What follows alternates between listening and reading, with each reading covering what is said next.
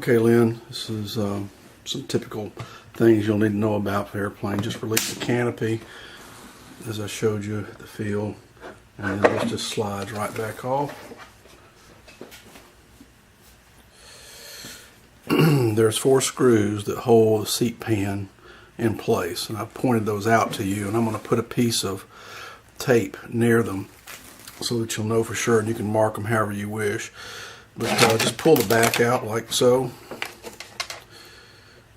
Straighten everything out here. The flap and spoiler handles can move, or at least the top one. I'm not sure which one that is, whether it's the flap, but the top one will move back and forth. So just push it to the up position. And I put a little dental wax on the screwdriver and unscrew these screws.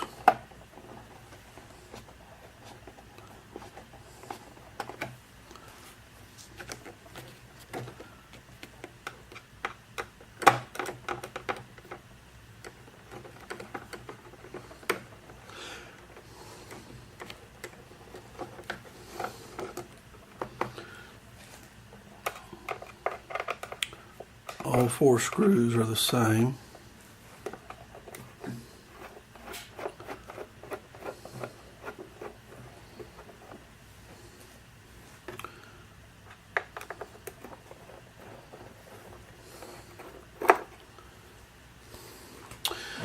And then you can lift the pan up .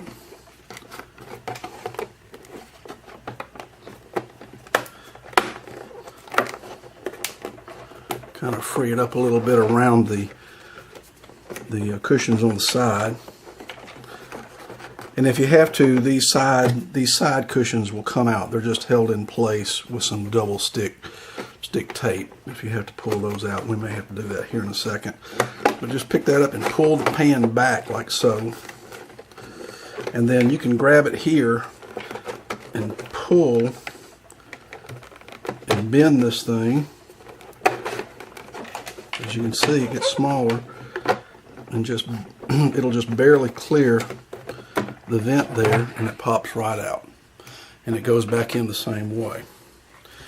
And so now you have your guts and access to everything here.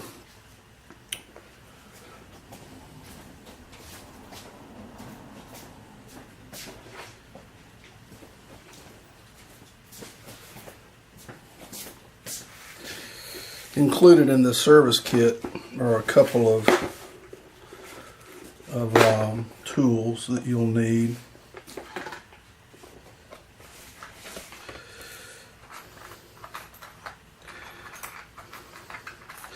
And all they are hex wrenches that have been epoxied or zapped into a piece of dowel. And what these are for is to reaching into the back. There's a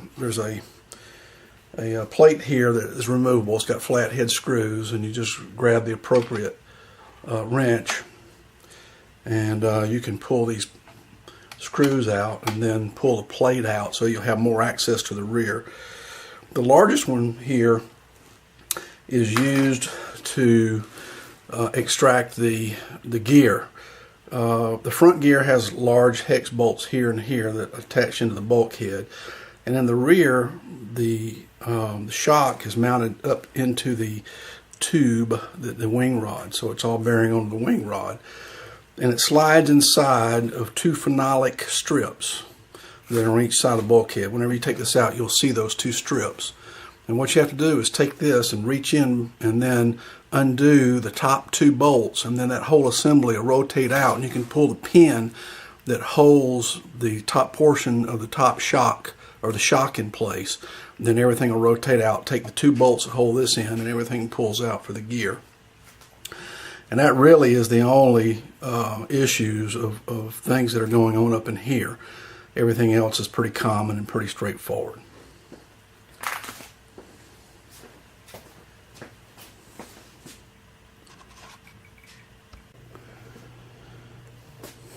I had told you that the 4 screws that hold the seat pan in place are the same, but they're not.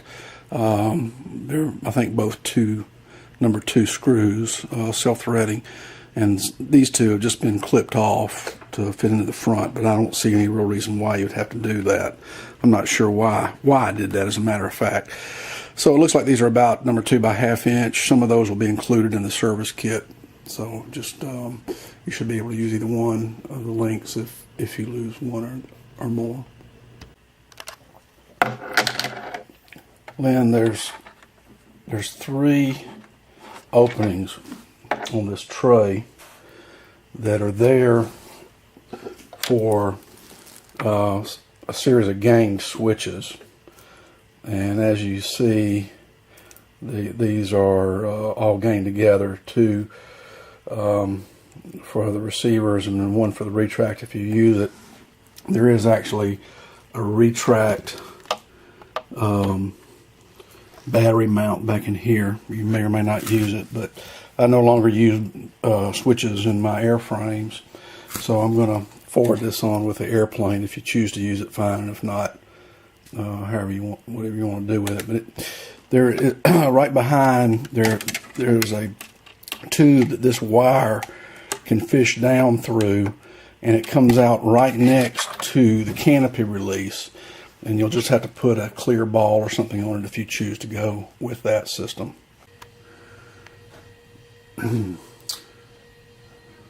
Installing the horizontal stab is probably one of the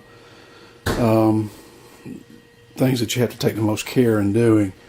There's a fairing on the bottom of the stab which keeps you from being able to see what's going on with the control rod, so you have to kind of fish the control rod along with the fairing down into the back of the fin and kind of get it up underneath there, and everything settles into place, and then use the Sullivan connector to attach to the ball on the servo horn here.